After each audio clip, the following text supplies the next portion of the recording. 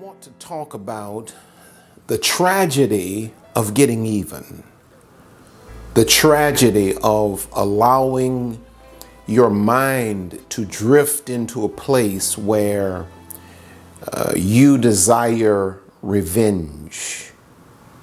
And I know that I'm talking to a multitude of people right now who are in that place. You're in that place relative to some romantic relationship.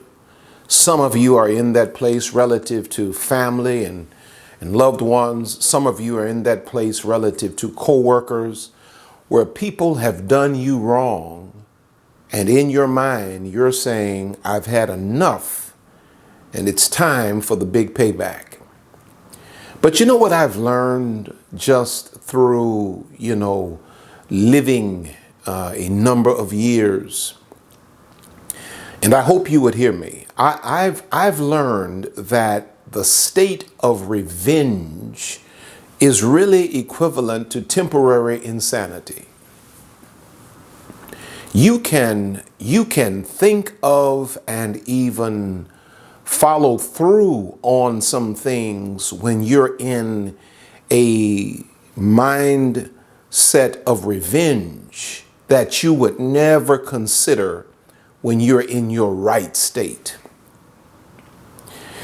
Now, when I was a child, just to show you how, number one, childish revenge is, and to show you how insane it is, when I was a very young child and my parents would chasten me, I would sit in my room and I would say to myself with my young mind, I know how I'm going to get them back. I'm going to get very sick and go into the hospital and die, and then they'll be sorry. And though that is the mindset of a young child, that is the reality of anyone who is stuck in a state where you feel like you want to get even with somebody. It always ends in your harm or detriment.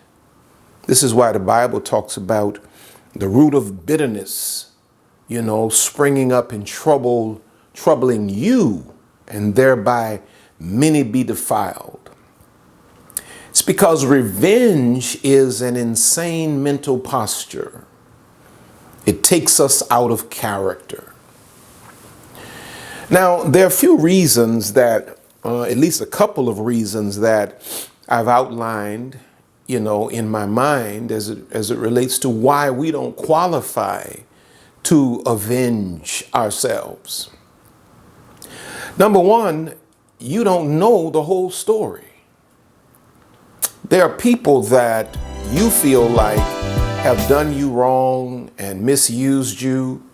And here's the reality. You only have a fraction of the reality. And you're judging them based on one or two specific actions that you don't have the backstory to. And those one or two actions were enough to make you angry and to drive you into a state of insanity. And now you're ready to demolish them over something you don't even have the whole story on. The only one that really knows the whole story is God. This is why the Bible encourages us to forgive quickly and to move on. It's because we never really know enough to be judged. There are people that you feel like have done things intentionally to harm you, and the reality is they don't even realize they did anything to offend you. The second thing that I outline is that you and I don't qualify to avenge ourselves because we have, watch this, we have all been guilty of things ourselves. What makes you think that you're qualified to drop the hammer on somebody as many times as you've wronged people and you've gotten away with it? And watch this, as many times as we've wronged God And God has forgiven us and winked at it, looked over it. And now here all of a sudden, we're so self-righteous, we want to kill somebody. We want to get somebody straight. We want to get even. I'm here to testify to you today. That's a dangerous, dangerous state of mind. Dangerous state of mind. The Bible says in Romans 12, 19 and 20, "Dearly beloved, avenge not yourselves, but rather give place unto wrath. For it is written, Vengeance is mine, I will repay, saith the Lord. Therefore, if thine enemy hunger, feed him. If he thirst, give him drink. For in so doing, thou shalt heap coals of fire on his head." Now, there's a lot of teaching in that text right there. Number one, he says, avenge not yourselves, meaning what? That's not your place, but rather give place unto wrath. When you start thinking of vengeance, you are opening the door for insane anger. That's what wrath is. It is insane anger. It's the kind of anger that takes a person and turns them into a murderer before they realize it. And they have to spend the rest of their lives or their life in jail because they gave place and wrath came forth. And then it goes on to say, "For it is written, vengeance is mine." So what is the message there? Nobody gets away with anything. It's just not my place to make them pay for it. For God says, "I will repay." Nobody gets away with anything. Nobody gets away with anything. It's just not my place to make you pay for it. It's not my place to get even with you. There are going to be some occasions in life that you will even have the evidence of people doing you wrong and misusing you, and you won't even use it. Because it's not my place. He says, rather what you do with your enemy is you love them.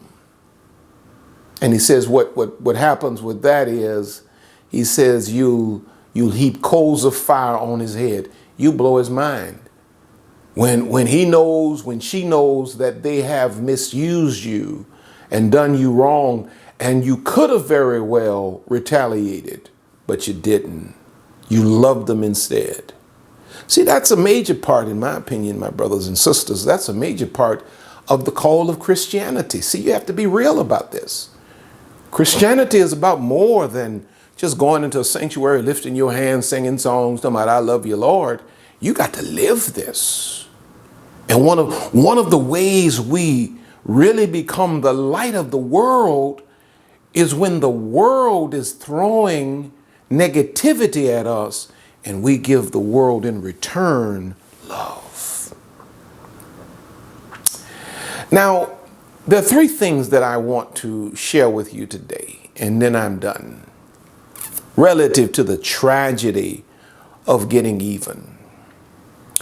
Number one, when you start thinking about getting even, the only way to get even, watch this, is to sink to the level of the person you may despise.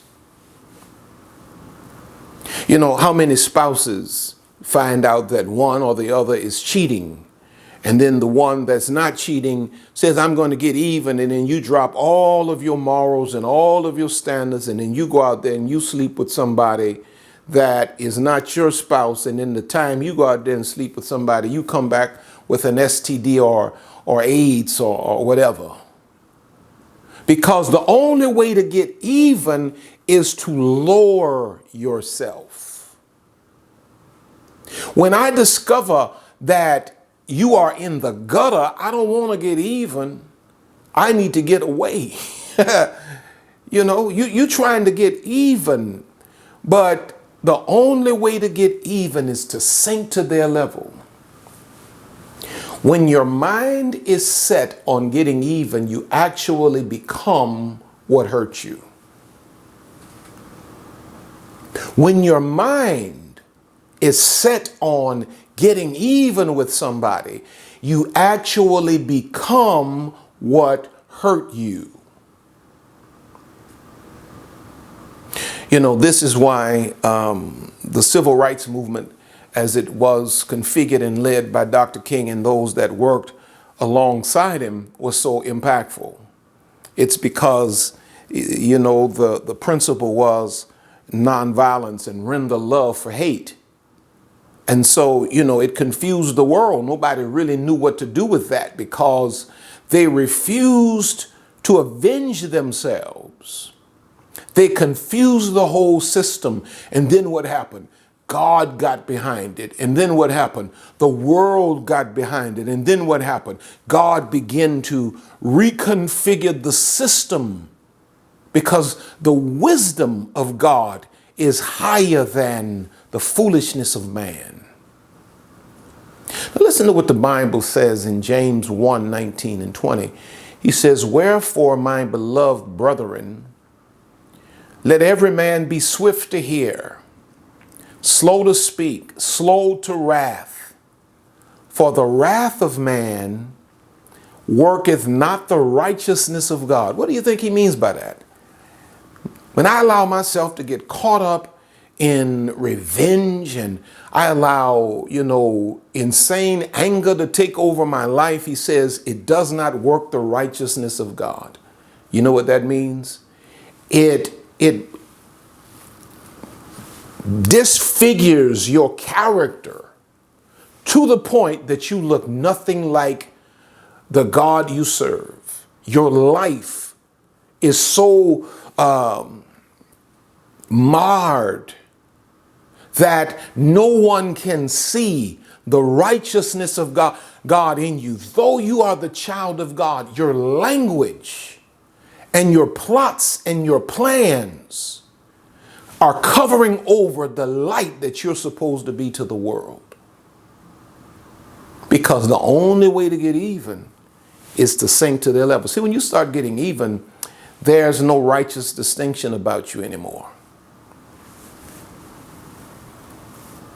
When you start getting even, when you start making up your mind that you are going to render the big payback, and all you can think of all day long is how you're going to hurt somebody, it does not work the righteousness of God. It does not please God. And it does not make the light of God that is in you to shine for the world to see. Some things you gotta just let it go. You gotta just let it go, because the more you tamper with it, what's going on is you are opening the door for demonic spirits to play in your life. You have to, only way to get even, you got to sink to the level of the person you're trying to get even with. See, because you're not trying to get even with somebody that's up here. You're trying to get even with somebody that's down here and did you dirty. And so now you're doing a nosedive. You're going to lose ground. You're going to set yourself back just so you can get even. Some of you can't get ahead because you're too busy getting even. Now, number two, when you get even, okay, I'm going to do this nosedive. I don't care what Bishop says. I'm going to do this nosedive and I'm going down and I'm getting even. It's the big payback.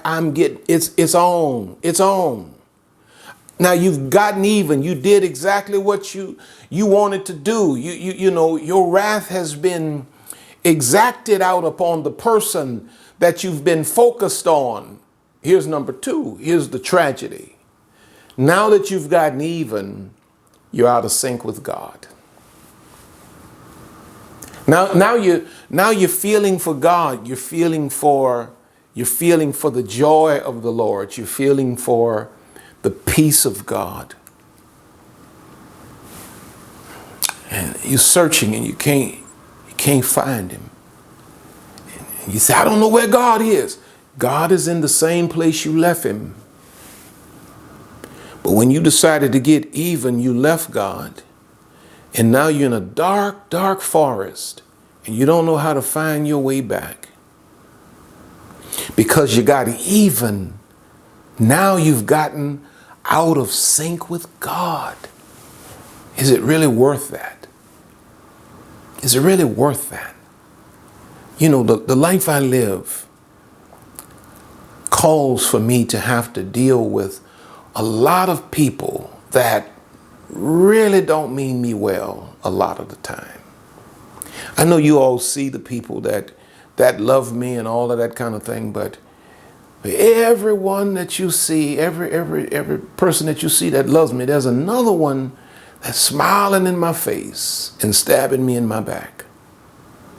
And if I were to get offended, and if I were to have a mind to get even with everybody that does me wrong, I would never be able to be in fellowship with God. You have to take that into consideration. When you have made up your mind to get even, you may have made up your mind to get out of step with God.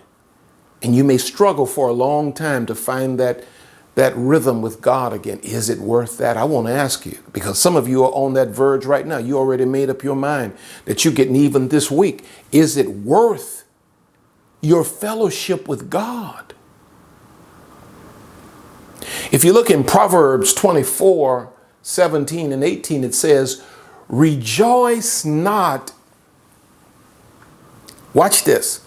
Rejoice not when thine enemy falleth, and let not thine heart be glad when he stumbleth. Watch this. Lest the Lord see it, and it displease him, and he turn away his wrath from him. Even when God begins to get a hold of the person that has done you wrong, God said, you better keep your heart so right and so in tune with me that you better not rejoice in the fact that I am avenging. Because if I see it, I'll turn my wrath from him, and I believe that wrath may turn towards you. Because whenever you have a mindset to get even, you get out of sync with God. So God says this thing is so deep and so serious that even when you see your enemy struggling, you better have compassion. You had better have compassion. Because if I see you rejoicing, I'll lift my hand off of him. And I'm just paraphrasing, but I believe that hand will then move towards you. Now, number 3, and finally, gotta understand this, man, the tragedy of getting even. Number 3, getting even disqualifies you for elevation. Sometimes you keep missing your promotion because the devil keeps you hung up with getting even. Remember, you gotta go down to get even. Promotion is here. And sometimes you have lived your life. You just offended by everything. You're mad about everything. You want to hurt everybody, hurt people. And you don't realize that while you're engaging in all of this stuff that's not even your concern, God said, vengeance is mine. I will repay. Don't worry about that. Just keep it moving. You don't realize that you are foregoing elevation. You will never experience the promotion of God as long as you keep your heart filled with hate and anger and wrath. Babe, you got to let it go. Listen to what the 23rd Psalm says, verses 4 and 5. He says, yea, though I walk through the valley of the shadow of death, I will fear no evil, for thou art with me.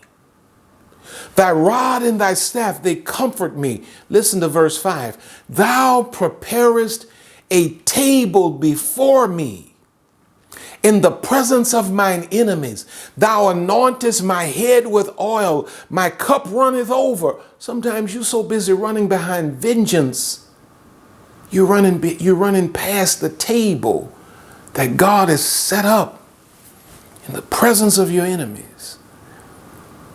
It kind of reminds me of Joseph. Can't talk about this without talking about Joseph. You know what Joseph's brothers did to him? They really wanted to kill him.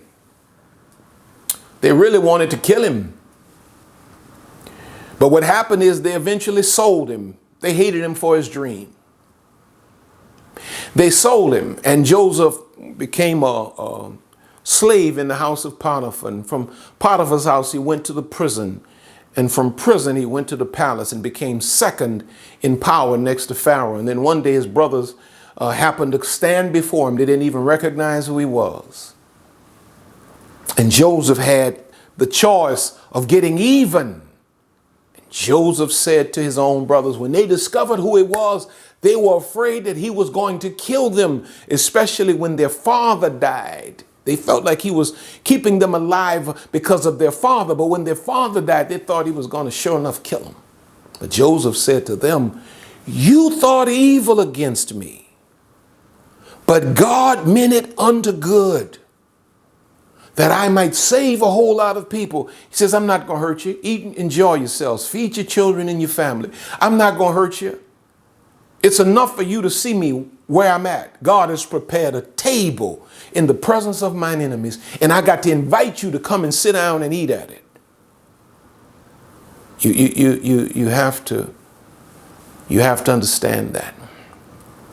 Now let me just share this little story with you. A gentleman by the name of Paul was given to anger, and Paul worked in a corporate setting. And Paul had worked in a certain department for a number of years. And there's a man by the name of Jim that was Paul's supervisor. And one day Paul came in and he discovered that Jim had transferred him to another department. And Paul was angry. Paul was angry. Paul knew that Jim was going to have a major meeting that day, and that there were certain papers that Jim had to have if he was going to succeed in that meeting. And so Paul was so angry that he went and stole the papers off of Jim's desk and ran them through the shredder, and then went back to his cubicle like nothing happened.